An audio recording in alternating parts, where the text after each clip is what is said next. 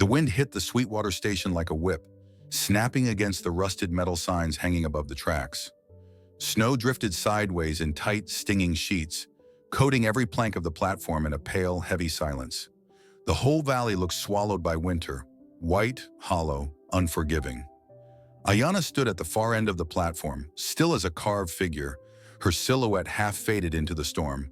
Her deer-hide coat, once warm and golden, was darkened by melted snow, the edges stiff from travel and cold. Strands of black hair, braided with small bone beads, clung to her cheeks. She kept her chin lifted, but her eyes lowered, as though bracing for another wound she had already learned to expect. She had come because someone told her she'd finally have a home. A white man she had never met wrote her letters signed with clean handwriting and promises too gentle to resist. Come to Sweetwater. Come start a life with me. On the train ride north, she'd held each letter like a small flame against her chest, whispering its words under her breath as though they might warm her through. But no wagon waited, no man called her name. The only greeting she received was the wind, and then the laughter. Two young cowhands leaned against the wall of the saloon across the road, shoulders hunched and hats low to block the snow. But even through the storm, their voices carried, sharp as barbed wire. Well, look there, one jeered. That must be the Apache stray. Poor fool of a girl, the other snorted. Thought some white fella would actually claim her. Ayanna didn't flinch. She stared down at her boots instead, watching the snow fill the impressions she'd left. Each footprint disappeared as fast as it was made, as though the land itself wanted her erased. She felt the sting of their words, but it wasn't shame that bent her head, just exhaustion. She had walked through too many towns like this, heard too many versions of the same cruelty. The longer she stood there, the heavier the silence pressed on her chest until hope felt like a small bird trapped under ice. Then, a voice, high, soft, trembling a little in the cold. Ma'am, and are you hurt? Ayanna turned slowly. Through the wall of white, she saw a small figure stepping toward her, a girl no more than 4 or 5, wrapped in a coat far too big for her tiny frame. Snowflakes clung to her lashes like tiny crystals. Her skin was warm brown, her eyes dark and bright, like coals that hadn't yet lost their heat. The child looked up at Ayanna with an expression too knowing for someone her size, an expression Ayanna recognized instantly. It was the look of someone who had been whispered about, stared at, judged before she could speak. The little girl reached out and placed her small mittened hand on Ayanna's fingers. The touch was so gentle that Ayanna felt something inside her crack open, quietly, painfully, like a twig snapping under fresh snow. You look sad, the child said. Real sad. Ayanna swallowed hard. Her voice when it came was barely a breath. I'm just cold, she tried to say. But even she knew it wasn't true. The girl studied her face as if searching for something she understood all too well. Her dark eyes softened, a flicker of sympathy, no familiarity passing through them. My name's Emma, she murmured, stepping closer. Emma Carter. Ayanna nodded once. I'm Ayanna. The child's brows drew together thoughtfully. Then in a whisper so earnest and fragile that the air itself seemed to tighten around it, she asked, Would you be my mama? The world stopped. The wind softened. The falling snow slowed as if suspended midair. The silence that wrapped around them was no longer empty. It was waiting. Ayanna felt her pulse thudding in her throat, felt the sting of tears she hadn't let fall for years.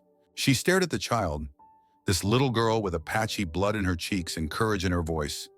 And for the first time since stepping off the train, she felt something warm stir inside her.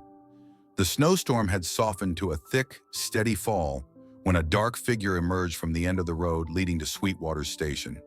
His steps were long, deliberate, cutting through the drifts with the weight of a man who had walked this path too many times.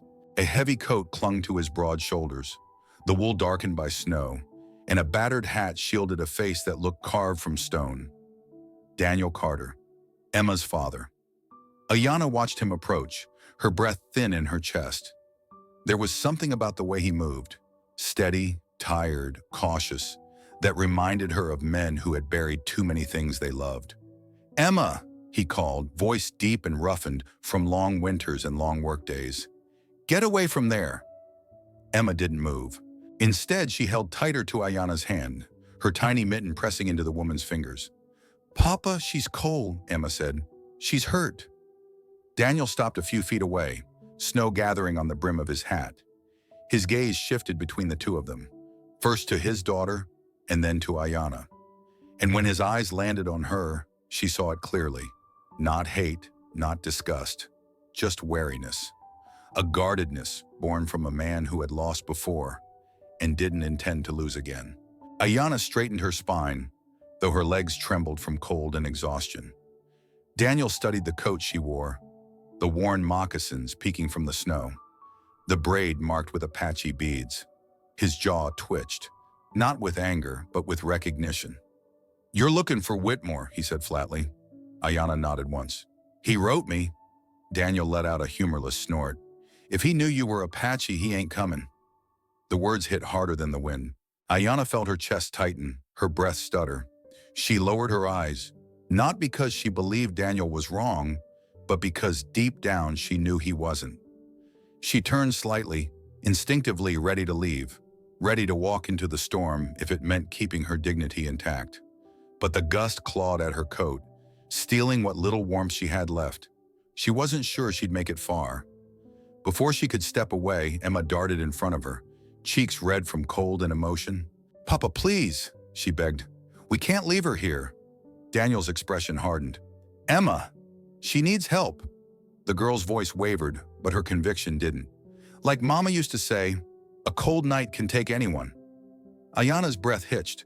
She didn't know Kaya, but she felt her presence in those words. A woman who understood the land, the cold, the dangers lurking in silence. Daniel's eyes flickered, the name of his late wife hanging in the air, like a ghost neither of them could see. He looked at his daughter, this tiny girl standing between him and a stranger, and Ayana could tell it hurt him to see how fiercely Emma cared. He sighed, a long, heavy sigh of a man who knew he was agreeing to trouble he didn't need. "One night," he said finally. "Just one." Emma broke into a relieved smile. Ayana felt tears bloom behind her eyes but blinked them away, refusing to show weakness. Daniel stepped forward and picked Emma up, holding her close to his chest as though to shield her from the wind. Or maybe from Ayana, too. Then he jerked his chin toward the far end of the platform. "My wagon's over there. Let's get moving. Storm's picking up again." Ayana hesitated. Every instinct screamed she should refuse. He didn't trust her, and she couldn't blame him. But the cold was sinking into her bones, turning her fingers numb. She could barely feel her legs. And Emma was still reaching for her. Ayana followed them, her steps dragging through deep snow. Daniel lifted Emma onto the wagon's seat, then turned toward Ayana. For a moment, he just stood there, like he wasn't sure if offering his hand to an Apache woman would mark him as a fool or a decent man. Finally, he extended it anyway. Ayana placed her hand in his. His palm was coarse, warm despite the cold, steady in a way she hadn't felt in years. He helped her onto the wagon and released her hand immediately, as if afraid of holding it longer than necessary. Daniel climbed up, gripped the reins, and clicked his tongue. "Hold on," he muttered. The wagon jolted forward, wheels crunching through snow as the three of them disappeared into the white wilderness, toward a cabin 3 miles north, toward warmth she hadn't expected, and toward a fate none of them yet understood. The road to Daniel's place cut through open land where the wind never seemed to rest. Snow clung to the branches of bare cottonwoods, piling against rocks and fences like white ghosts curling around the earth. The wagon creaked loudly, its wheels sinking into drifts before jerking free again. Ayana held onto the wooden seat, her fingers stiff, trying to steady herself against each lurch. But even through the cold, she felt the presence of the child beside her. Emma leaning lightly against her arm, humming some tune only half remembered. For a moment, Ayana allowed herself to listen. By the time they reached the clearing, a thin plume of smoke crawled upward from a squat little cabin, its roof bowed and one shutter hanging crooked. The place looked worn, weather-beaten, and tired, much like the man guiding the reins. But the sight of smoke meant fire. And fire meant life, warmth, safety. Daniel pulled the wagon up to the porch and jumped down first, brushing snow from his shoulders. He lifted Emma to the ground, holding her for a second longer than usual, as if needing to feel she was real and close. Then he stepped back, watching Ayanna with an unreadable expression. "This way," he muttered, opening the door. The warmth hit her first, a wave of heat from a stone hearth, carrying the faint scent of burning pine and old ash. Her eyes adjusted slowly to the dim light flickering across wooden walls. Rough-hewn and patched in places, the floorboards creaked under her steps, and then she saw them. Hanging along one wall, barely touched by time, a small buckskin dress embroidered with bright beads, a pair of soft moccasins worn thin at the toes, a beaded necklace with red stones arranged in a pattern she knew by heart, and a medicine pouch with intricate stitching only found among her people. White River Apache. Her throat tightened. She reached out without thinking, fingers hovering an inch above the necklace. It was the work of clan mothers, the kind worn during blessings and rites of passage. It carried prayers stitched into every bead. Ayanna lowered her hand, her chest aching with a strange mixture of longing and grief. Someone Apache had lived here, loved here. She didn't need to ask who. "Emma," Daniel called, perhaps louder than necessary. "Show her where she'll sleep." Ayanna stepped away from the wall, the weight of memory settling inside her. Emma tugged her sleeve, leading her to the corner of the room where a narrow bed sat tucked beneath the window. The quilts were mismatched but neatly arranged. Beside the bed was a small wooden crate with a lid carved in simple shapes. "This is my treasure box," Emma announced proudly. "It's got my prettiest rocks." She opened the lid and showed Ayanna each one. Smooth river stones, a chunk of quartz that glimmered faintly in the firelight, and a piece of sandstone shaped like a heart. Her tiny hands handled each item with tenderness, as though they were jewels worth guarding. Ayanna knelt, listening, nodding, offering small smiles. Emma's joy was warm, almost enough to thaw the cold lock deep inside her. From across the room, Daniel watched. He leaned against the table, arms crossed, his posture stiff. Suspicion lingered in his eyes. Not of danger, but of the unknown. He wasn't a man easily swayed by kindness, nor was he ready to trust someone who had appeared in the middle of a storm, carrying nothing but a worn bag and a wounded spirit. But he said nothing. Night settled quickly. The wind howled outside, pressing against the walls like a restless animal. Emma climbed into the bed first, crawling under the heavy quilts. She looked up at Ayanna expectantly. "Tell me a story?" the child asked. Ayanna hesitated. Stories were sacred in her tribe, threads connecting the living to those gone before. But when she saw Emma's wide, hopeful eyes, she softened. She sat on the edge of the bed and began in a quiet voice, weaving a simple tale her mother once whispered beside a fire, about a little bird searching for a home after losing its flock, a bird that kept flying through storms because it believed somewhere the sun still waited. Emma's eyelids drooped halfway through. By the end, she was asleep, her small hand resting against Ayanna's arm. Ayanna eased herself down beside her, exhaustion washing over her bones. On the floor, Daniel lay near the hearth, using a folded coat for a pillow, staring at the ceiling. Outside, the wind screamed. Inside, the fire cracked softly. For the first time in years, Ayanna closed her eyes in a place that didn't immediately push her away. A place shaped by grief, warmed by love, haunted by memories. The first sound Ayanna heard was the crack of an axe splitting wood. Steady, rhythmic, echoing across the frosted yard like a heartbeat in the cold. She opened her eyes to a dim room washed in the pale gray of early dawn. Emma was still asleep, curled tight beneath the quilts, her small hand pressed against Ayanna's arm as if holding onto a dream. Quietly, Ayanna slipped from the bed. Her feet touched the cold floorboard, sending a sharp chill up her legs. But she moved with practiced silence. She had grown up waking before the sun, long before hunger or fear had taught her to be alert. Old habits never left. The fire in the hearth had burned low, the embers glowing faintly. She knelt, fed the flames with small branches from the woodpile, and coaxed the fire back to life. Orange light filled the cabin, warming the rough wooden walls. On the shelf, she found cornmeal in a cloth sack and a tin of dried berries. Her mother had taught her how to make a simple morning cake using nothing more than corn, water, and patience. She mixed the batter quietly, the soft scraping of the tin bowl blending with the distant thud of Daniel's axe. By the time the sun reached over the ridge and spilled through the window, the small cabin smelled of warm cornmeal and smoke. The front door opened with a gust of freezing air. Daniel stepped in. Snow dusted over his coat and beard. He froze for a moment, not from the cold but at the sight before him.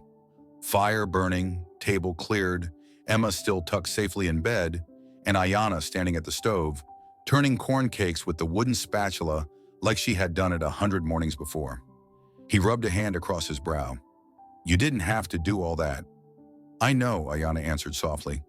He didn't respond, but something in his stance loosened, just a little. Emma woke soon after, blinking sleepily before her face lit up at the smell of food. The three of them sat around the small table. Daniel with his elbows resting on the wood, Emma swinging her feet as she ate, Ayanna quiet but present. There was a warmth here that didn't belong to the fire. It belonged to the moment, to the small, ordinary thing they shared. Breakfast in a home that didn't feel entirely hers, yet didn't shut her out. After they finished eating, Emma tugged at Ayanna's sleeve.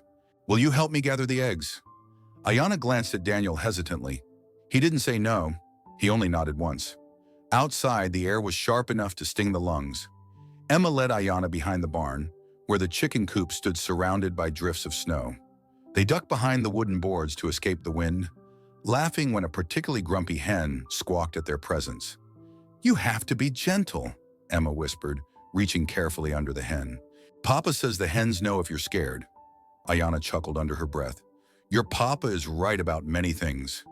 Emma grinned wide, the kind of grin that made her look like sunlight could survive winter. She handed Ayanna a warm egg, placing it in her palm with reverence. For a moment, Ayanna forgot the cold, but Daniel, watching from the yard, felt a prick of fear settle in his chest.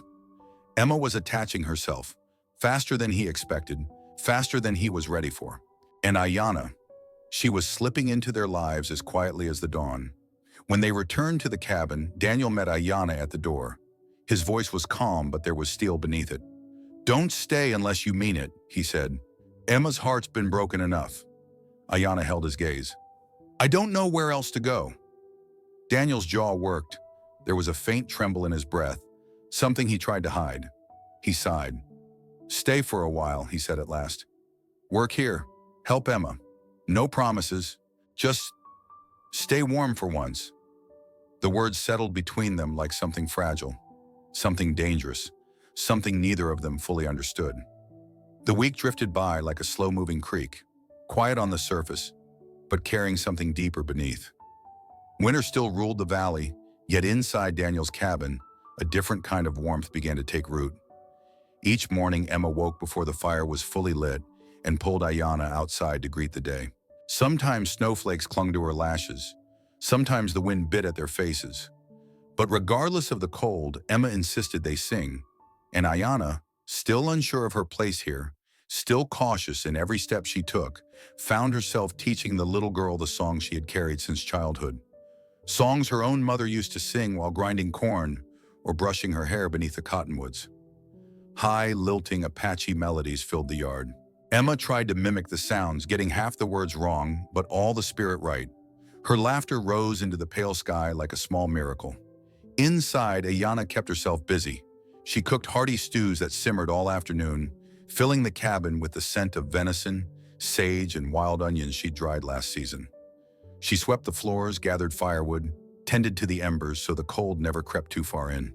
To Daniel's quiet surprise, she worked as though she had always belonged in a place like this, though her movements always carried a hint of distance, as if she reminded herself not to get too comfortable. Daniel spent his days repairing the damage winter had done.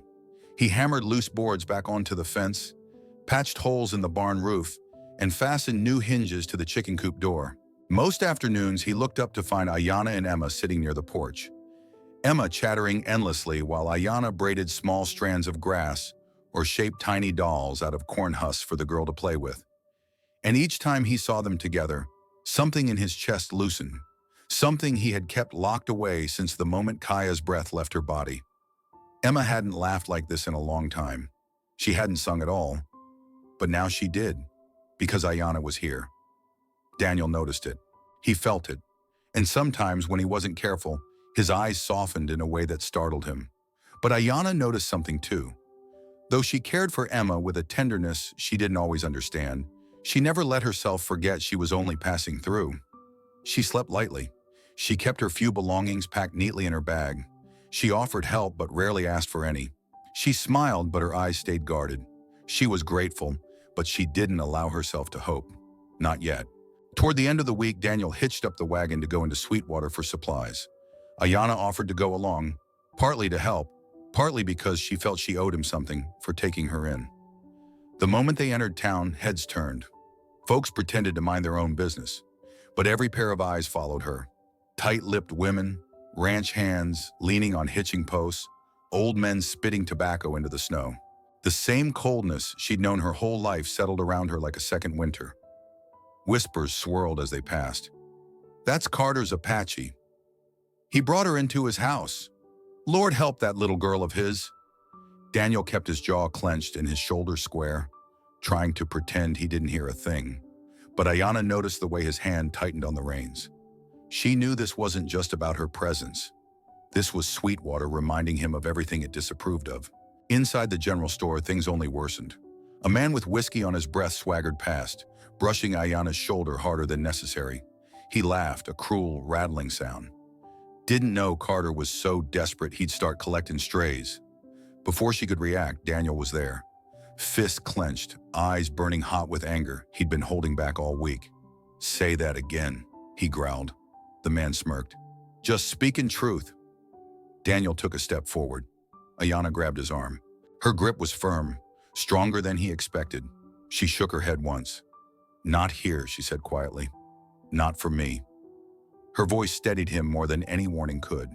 He exhaled sharply, turning away from the man, without another word. The drunk muttered something under his breath, but Daniel didn't rise to it. Ayanna's restraint had saved him from doing something he'd regret, or something the town would never forgive. On the ride home, the sun dipped behind the mountains, painting the snow in shades of gold and pink. Emma sat between them, humming one of the Apache songs Ayanna had taught her. Ayanna watched her small breath curl into the cold air. Daniel watched Ayanna in a way he didn't fully understand. And though the silence remained heavy, it wasn't empty. It was changing. Little by little, miracle by miracle, something new was taking shape inside that old, weather-beaten cabin. Sweetwater had always been a town with long memories and short tempers. News traveled faster than the wind, and by the end of the week, every porch, every saloon table, and every church pew had the same story on their lips. Daniel Carter brought an Apache woman into his house. They say she sleeps under the same roof as his little girl. Guess he's replacing his dead wife with a new one. The words stung, even though none of them were spoken to Ayanna's face. Some folks lowered their voices when she walked by, but most didn't bother. If he ain't careful, Emma's gonna turn out just like her. Girl already looks half wild. Now Carter's letting a full blood run the place. Ayanna didn't flinch. She kept her back straight, her steps steady, her eyes calm. She had heard far worse in her life. The cruelty of Sweetwater was nothing compared to what she'd seen done to her people. But Daniel felt every whisper like a blade sliding under his skin. The trouble sharpened one morning at the general store. Daniel had sent Ayanna inside with a short list: flour, salt, lamp oil, while he hitched the wagon. Inside, the owner, Mr. Halbrook, stood behind the counter with his arms folded tight across his chest. He lifted his chin when she approached. "We ain't got what you need today," he said without looking at the shelves behind him. Ayanna blinked. "The shelves look full." "Not for you." Ayanna didn't argue. She simply nodded, turned, and walked out into the cold. Daniel met her halfway across the porch. "That was quick." "They didn't have anything," she replied softly. But Daniel knew a lie when he heard one. He looked through the window. Flour sacks sat where they always sat. Oil tins lined the shelves.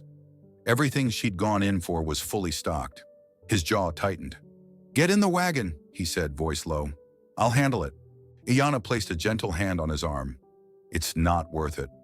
But Daniel shook her off and strode inside. Only a few muffled words carried out. Sharp, angry, bitten off like the edges of a blade. When he returned, his face was flushed with fury. "That man's a coward," he muttered as he climbed into the wagon. Ayanna didn't answer.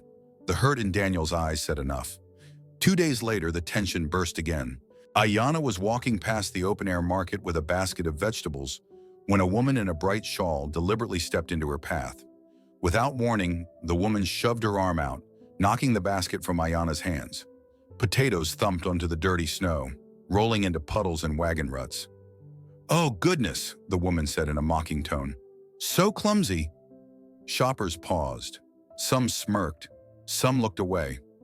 Ayanna knelt, gathering the potatoes quietly. Her face remained calm. Too calm, Daniel would later think. She didn't defend herself, didn't raise her voice, didn't even look up. Her silence was stronger than any argument. When Daniel came running, having spotted the scene from across the street, his face was thunder. "You touch her again," he snarled at the woman, "and I swear." But Ayanna stepped between them, placing her body where his anger wanted to go. "No," she said gently, "not like this." Daniel's chest heaved with the effort of restraint. The woman scoffed and walked off, pretending she had won. Daniel wanted to chase after her, to shout, to make Sweetwater see what he saw, but Ayanna's steady hand kept him anchored. "You don't have to protect me from them," she murmured. "I've lived with this since I could walk."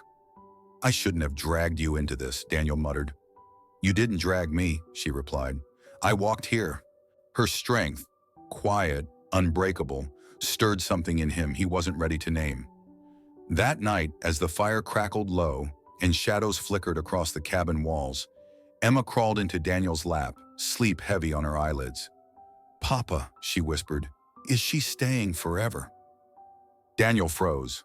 Ayanna, sitting by the hearth mending one of Emma's mittens, heard the question. Her needle paused mid-stitch. Daniel opened his mouth, then closed it.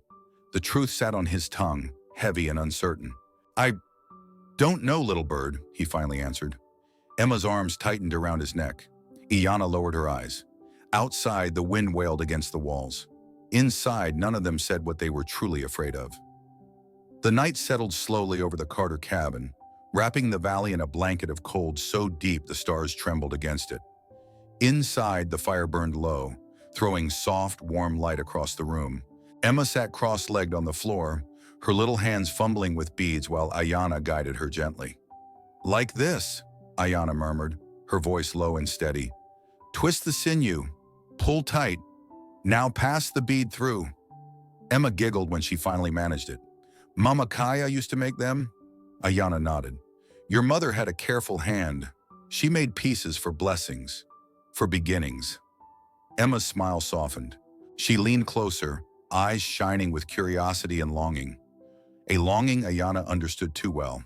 From the doorway, Daniel stood watching, one shoulder pressed against the frame. The firelight flickered across his face, casting shadows into the lines carved by grief, work, and too many lonely years. Ayanna didn't see him at first, but when she did, something in her chest tightened. He didn't speak. He just watched the two of them. Emma laughing softly, Ayanna patient and gentle, and in that moment Ayanna felt the presence of Kaya in the room. Not haunting, just lingering, like a memory warm enough to hurt. Emma finished her little beaded loop and held it up proudly. "Papa, look!" Daniel stepped inside, kneeling beside his daughter.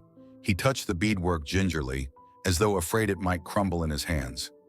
"You two did good," he said quietly. Emma beamed. "Ayanna's teaching me so I don't forget Mama." Daniel's breath caught. Ayanna noticed. After tucking Emma into bed, Daniel remained by the fire. Ayanna sat on the floor a few feet away, returning unused beads to a small pouch. Silence stretched between them, not heavy but cautious, like two people standing on the edge of something neither wanted to fall into too quickly. Daniel cleared his throat. "Where did you learn all that? The beads, the songs, everything you've been teaching her?" Ayanna hesitated.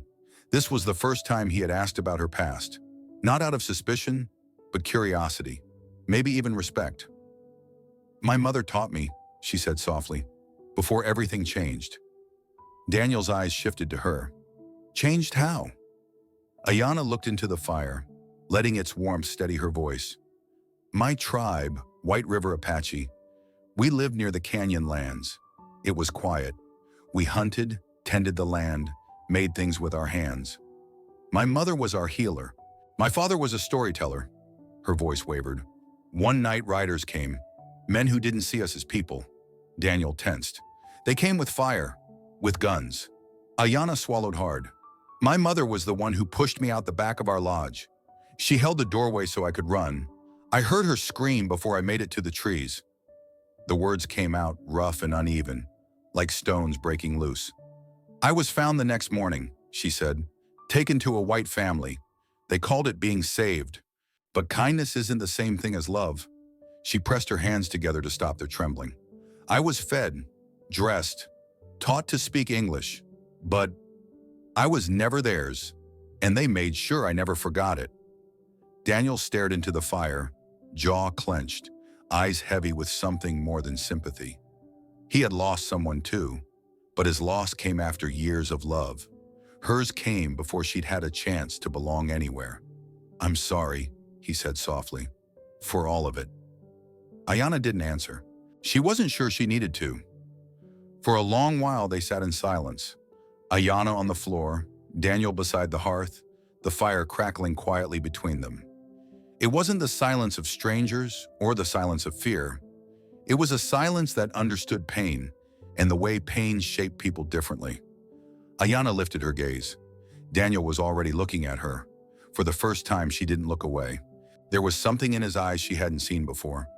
Not pity, not suspicion, but something warmer, deeper, frighteningly gentle. Something she didn't dare name, not when the world outside hated who she was. And Daniel, he felt something twist inside him too, something that scared him more than he wanted to admit. Because losing Kaya had nearly broken him, and now he could feel the slow, dangerous spark of something new flickering to life. Like embers waking under old ash. They didn't touch. They didn't move closer. They didn't speak another word. But the fire between them burned a little brighter than before. A low gray sky hung over Sweetwater like a lid pressed tight on a boiling pot.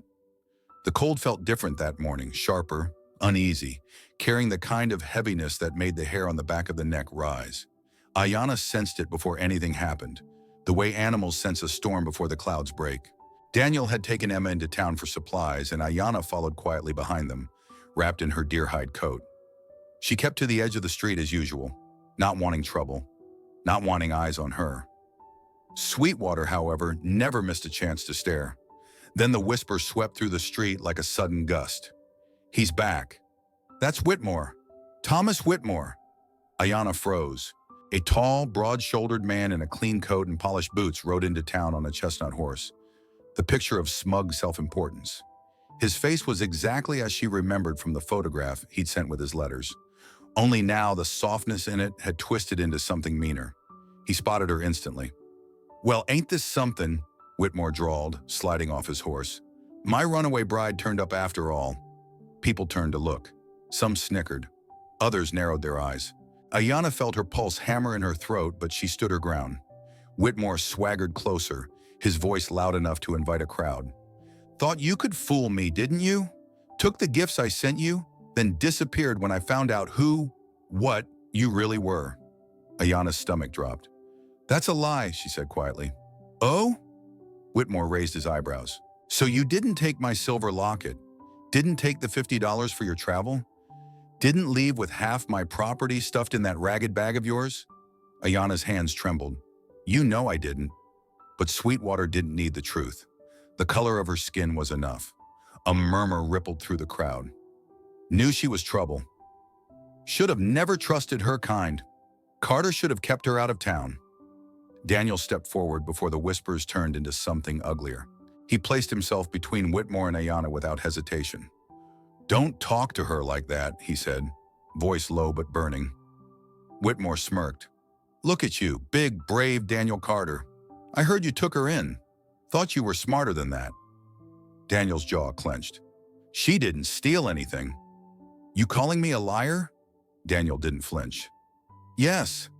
A hush fell over the street. Whitmore's eyes darkened, anger replacing amusement. Careful, Carter. You want the law involved? 'Cause I'll bring it. I'll tell them you're harboring a dangerous Apache woman on your property. Emma grabbed Daniel's coat, scared.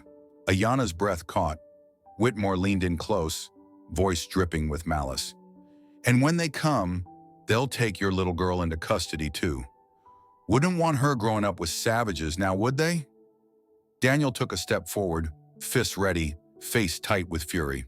Say one more word about my daughter, but Ayana rushed to his side, gripping his arm. Daniel, stop. Her voice wasn't panicked. It was calm. Too calm. Whitmore laughed, delighted. Look at that. She's got you tied around her finger already. Ayana met Whitmore's gaze, her spine straight as a spear. You're not worth fighting. Then she turned to Daniel, her voice a quiet ache. But he's right about one thing. Daniel turned sharply. Don't. You know what happens if he brings the law, she whispered. Men like him don't need the truth. They just need a reason. The crowd watched, hungry for drama, eager for violence. Daniel shook his head, refusing to accept it. This is your home. No, Ayana said, voice breaking despite her strength. This is your home, and Emma's, not mine. Whitmore crossed his arms triumphantly. Ayana took a small step back, her breath trembling in the cold. I won't be the reason they take anything else from you. Daniel reached for her hand, but she pulled away gently. That night after Emma fell asleep and the fire dimmed to embers, Ayana packed her few belongings into her worn leather bag. She didn't make a sound, just moved with the quiet acceptance of someone who had walked away from places before. She paused at Emma's bedside, brushing a strand of hair from the little girl's cheek. Then she slipped out into the cold. Ayana slipped out of the cabin long before dawn, when the world was still blue and hushed, and the frost clung to every branch like frozen breath. She moved quietly, the way she'd been taught as a child, like someone who didn't want to disturb a world that had never welcomed her. Her worn leather bag hung over her shoulder, holding the few belongings she owned. But it was the weight in her chest, the familiar, crushing ache, that nearly brought her to her knees. Leaving was something she'd learned long ago. The world insisted on it. Yet this time felt different. This time felt like tearing something living from her ribs. The snow was fresh and untouched. Her footprints carved the first trail. Back at the cabin, Emma woke to an emptiness she felt before she even opened her eyes. Ayana's spot beside her was cold. The quilts were still tucked perfectly, as if she had tried not to leave a trace. Papa? Emma whispered, small voice trembling. Daniel was already awake. He hadn't slept at all. The moment he saw the open door, the truth struck him hard enough to steal the air from his lungs. Emma burst into tears and sprinted outside barefoot, calling through the pale dawn, Ayana! Ayana! Daniel grabbed his coat and ran after her. He caught up with his daughter halfway up the hill, scooped her into his arms, and followed the trail of footprints leading toward the tree line. His breath smoked the air, heavy and frantic. They found her near the edge of the forest, standing perfectly still, as if she'd been carved from the morning light. When Ayana turned and saw them, saw Emma clinging to Daniel's coat, saw the pain etched across both their faces, her heart faltered. Emma wriggled free and ran to her, throwing her arms around Ayana's legs with desperate force. Don't go, she sobbed. Please don't go. Ayana bent down, barely holding herself together. Little one, I have to. No, you don't, Emma cried louder, clinging tighter. Daniel approached slowly. Unlike his daughter, he didn't reach for Ayana. His fists were clenched at his sides, knuckles white against the cold. Why? He asked quietly, voice rough. Why would you walk away from us? Ayana swallowed hard. Her breath came out in thin clouds. I can't bring danger to your doorstep. Whitmore will come back. Others too. People like me. We don't get to stay anywhere for long. Daniel shook his head sharply. That's not your burden to carry. It is, she whispered. I've been a burden since the day I was born. Those words hit Daniel harder than any punch he'd ever taken. He stepped closer, his voice breaking despite the steel he tried to hold on to. You're not a burden, he said. You've been the missing piece. Ayana flinched as if the words hurt her. You're only saying that because Emma loves me, or because you think I'm a way to fill the space Kaya left. Daniel stiffened, not because she was wrong, but because he knew how hard it must have been for her to say it aloud. Then his expression shifted, softening, deepening, turning into something unguarded and painfully honest. This house hasn't felt like home since Kaya died, he said, voice barely a breath. Not once. Not until you arrived. Ayana's lips trembled. She shook her head. You're grieving, Daniel. Sometimes grief makes us hold on to whatever feels warm. That's not what this is. How do you know? He stepped closer, close enough for her to see the truth written in the lines of his face, in the tension of his jaw, in the rawness of his eyes. Because you're not her, he answered, and that's why you matter. Ayana froze. You're not replacing Kaya, Daniel continued. You're not filling her shadow. You're becoming something new, something we didn't know we needed. Something in Ayana cracked, cleanly, quietly, like ice splitting under the sun. She looked down at Emma, who was still holding her tightly, cheeks streaked with tears. Please stay, Emma whispered. Mama would want you to. Ayana crumpled to her knees, pulling Emma into her arms. She held the child as though holding her could somehow glue the pieces of her broken past back together. Daniel knelt beside them. He didn't touch Ayana, but he didn't look away either. The three of them stayed like that, kneeling in the snow, bound not by blood, but by something deeper, something chosen, while the forest around them held its breath. And for the first time, Ayana wished she belonged, truly belonged, even if the world insisted she didn't. Sweetwater didn't thaw overnight. Cold places never do. Not the land, not the people. The morning after the confrontation felt just as brittle, just as watchful, just as ready to cut Ayana down if she stepped wrong. But something else had changed. Not in the town. In Daniel. He walked back into Sweetwater that same afternoon with Ayana and Emma at his side. Not hiding her, not shielding her, but standing tall as though daring the world to question the choice he had already made. When the first whisper rose, that Apache woman's back, Daniel didn't wait for the rest. He faced the gathering crowd outside the mercantile, voice strong enough to crack through the cold. If she's unwelcome here, he said, then so am I. A hush fell. Not because they agreed, Sweetwater wasn't so easily shifted, but because no one expected Daniel Carter, a man who rarely said more than he needed, to say that. Ayana's breath hitched. She stared at him, unsure what to do with the way her heart shook inside her ribcage. Whitmore wasn't there. Perhaps that was a mercy, but the familiar hard faces of the townsfolk were. Some glared, some scoffed, some looked away as if ashamed of nothing and guilty of everything. Yet in that silence, a few people stepped forward. Mrs. Rowan, the widow who ran the bakery, crossed her arms. Far as I'm concerned, Carter, anyone who helps raise a child with kindness is welcome in my store. Old Mr. Beckett nodded. Man's got a right to choose who stands under his roof. A younger ranch hand added, reckon Sweetwater could use fewer busybodies and more folks minding their own business. It wasn't a wave of support, not a revolution, but it was enough. Enough to stitch a little hope into the raw, torn edges of the moment. Daniel turned to Ayana, eyes soft but determined. Let's go home. Home. The word hit Ayana like a warm wind cutting through years of cold. The ride back to the cabin was quiet in the best way. No fear, no uncertainty, just the steady creak of wagon wheels and the shared warmth of three people who had chosen each other even before they knew they had. When they arrived, Emma leapt from the wagon and ran straight to the chicken coop, returning with a tiny yellow chick cupped carefully in her hands. Look, Ayana, he hatched this morning. The chick peeped softly, all fluff and innocence. Emma pressed it into Ayana's palms. He's ours, she said simply. Daniel laughed under his breath, a warm, rough sound Ayana had rarely heard. He headed for the fence line with his hammer, calling over his shoulder, Storm last week loosened a post. I'll fix it before nightfall. Ayana watched him. Watched the sure way he moved. Watched the way Emma danced around the chick. Watched the way the clouds parted just enough for a sliver of sunlight to fall across the yard. She stood on the porch, the wood warm beneath her feet despite the chill in the air. Her hands cradled the tiny bird. Her heart cradled something far more fragile. For so long, she had lived waiting for the world to shove her out. For so long, she believed she had no place except the space between one goodbye and the next. But here was Emma's laughter echoing against the hills. Here was Daniel, sleeves rolled up, mending the fence of the home he wanted her to share. Here was a cabin that had once been a monument to grief, but had begun to feel like a hearth again, a place warmed not by fire alone, but by presence, by belonging.